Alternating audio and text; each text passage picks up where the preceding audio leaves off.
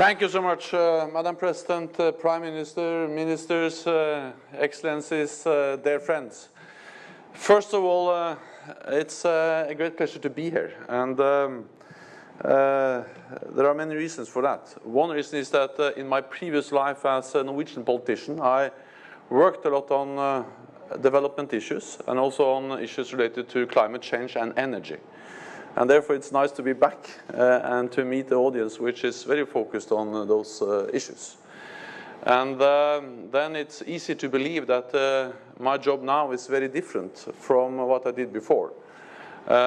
Because defense, security is regarded as said as very hard issues, while development and environment is regarded as something very different and soft. But in reality, there are very close links between the two. Because without security, without peace, it's impossible to create development. And it's impossible to address big international challenges as, for instance, climate change.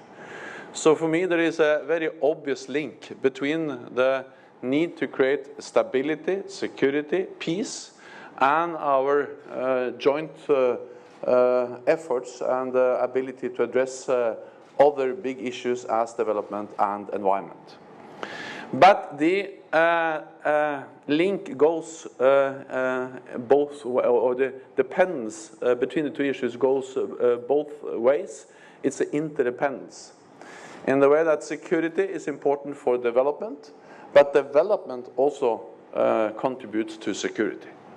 So actually we are addressing the same issues, but from different angles. Environment, climate change is critical for promoting development and peace and stability. Development is important both for development and for security, and security is important to provide the foundations for development and for addressing climate change.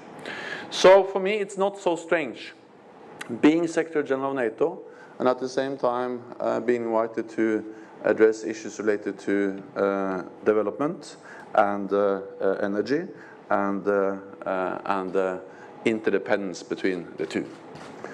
Then I have to admit that there is another reason why I appreciate very much to be here, and that is a more private or personal reason, and that is that I spent my childhood summers here in the 1960s. My father worked at the embassy in Belgrade, and we drove from Belgrade to Dubrovnik every summer, and we spent 2 days.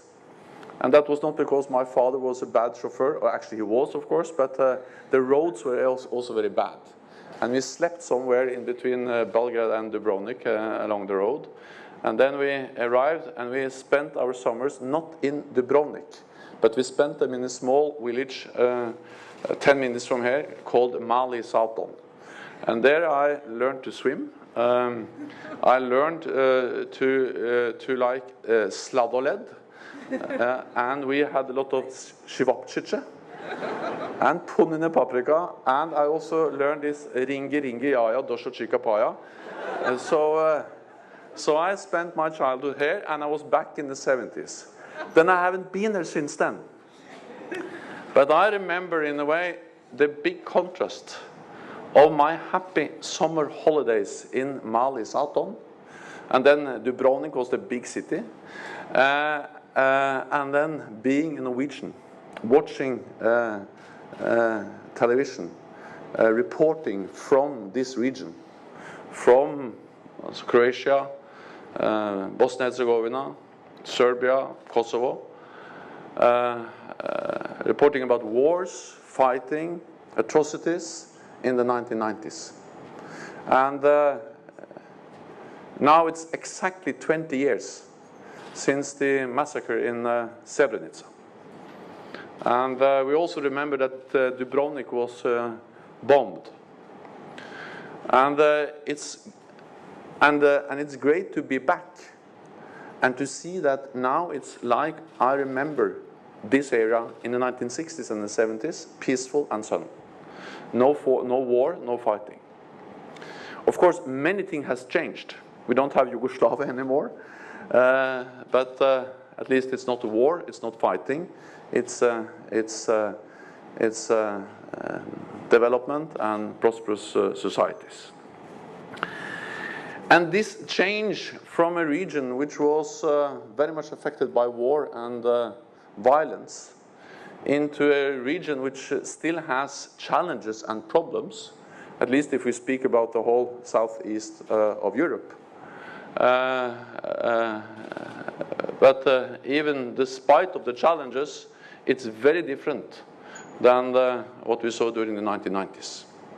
And this transformation, of course, there are many reasons for this transformation, but one reason is that we had a strong security, military, political alliance, NATO, which for the first time in its history deployed large number of forces, 60,000 troops to Bosnia, and tens of thousands of troops in Kosovo. And we still have troops there, but not as many. And we worked together with the European Union, with the OSCE, with the United Nations, and of course, because the people here worked together with us, this region has completely changed. And now two of the countries, Croatia and Slovenia, are full members of the European Union, full members of NATO. And other countries in the region are following and aspiring and working towards the Euro-Atlantic integration. So for me, the development in this part of Europe very much underlines the interlink between security, peace, and development. And we are still working together with the European Union in this region. Different countries, different challenges, and we are still aspiring to integrate more countries into the Euro-Atlantic cooperation, because we believe it's important for the whole Euro-Atlantic area and for, of course, this region. And by the end of the year, by the end of 2015, NATO has to make a decision related to the enlargement of NATO, whether we are going to invite Montenegro to become the next member of our alliance. So NATO is still very present. We are here, and we are working with countries, and we have done so since the 90s to contribute to stability and peace in this region.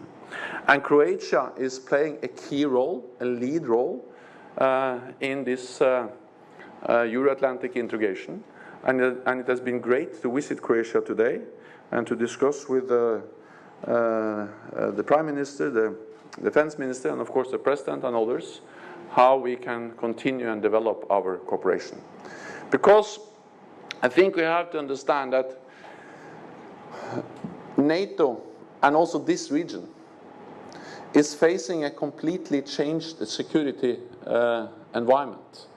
To the south, we see turmoil, violence in Syria, Iraq, North Africa. We see terrorist attacks taking place in our own streets, often inspired by the violence in the Middle East, North Africa. And then we see to the east a more assertive Russia, willing to use military force to change borders, to annex a part of another country for the first time since the Second World War. So therefore we have to adapt. And we are adapting, partly by increasing the readiness, the preparedness of our forces.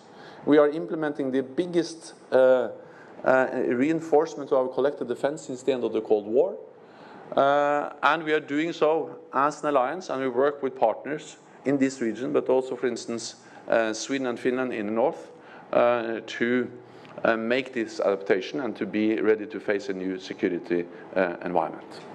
But at the same time, we are underlining that we don't seek confrontation with Russia, and we will not be dragged into a new arms race.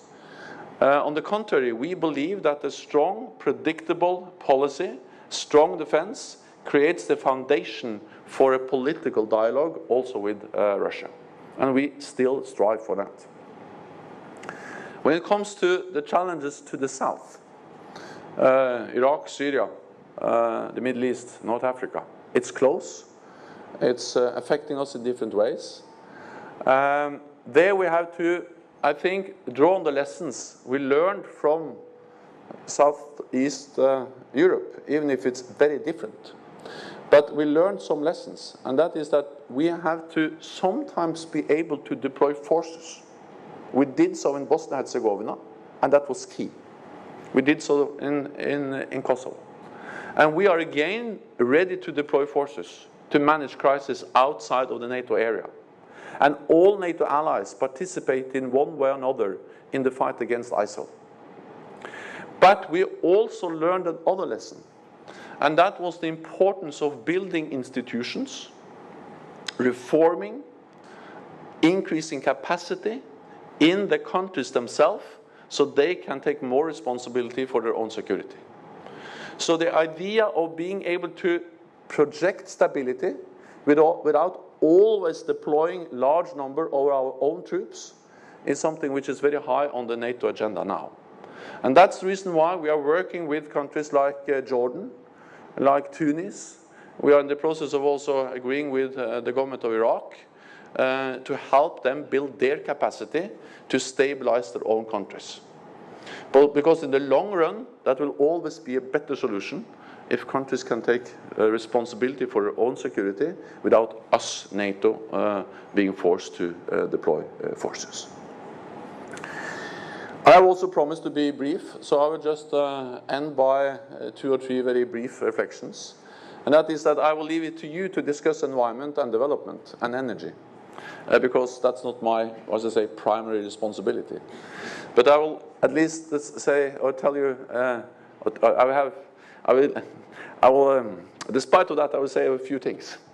And one thing is that when I was Prime Minister, Mr. Erik Solheim, who's sitting there, he was the Minister for both development and environment. And that was a great success. He was the most expensive minister I ever had. And he got a lot of money, and he spent them well. So now he's working with development in the OECD. And, but I think that very much linked the environment agenda with the development agenda. And I think that's a very close and important link. The other obvious link is, of course, to the energy agenda. And there's much to say, and Erik Solheim can explain all that tomorrow. But I would just underline the importance of that it has to be a price on pollution. And it has to be much more expensive than today. That will both decrease emissions, because if you price pollution, it gets profitable to reduce emissions and profitable to develop new and more environmentally friendly technologies. And in addition, you can generate revenue, so you can spend on, for instance, health or development or whatever you want to spend them on. So that's the advice I have on energy and environment. The advice I have on development is to focus on the basic needs. We focused a lot on maternal health, child mortality, the Millennium Development Goals. And I remember we launched the campaigns together with, for instance, the Gates Foundation on immunizing children. It's extremely cost effective. We paid per child immunized. And I think basic education, basic health is the keys for promoting development. And it's straightforward and it yields a lot of results. But my main message today is that NATO is not a development organization. We are a military and political alliance, but what we do, provide security, peace, is critical and of great importance both for development and for the environment. Thank you.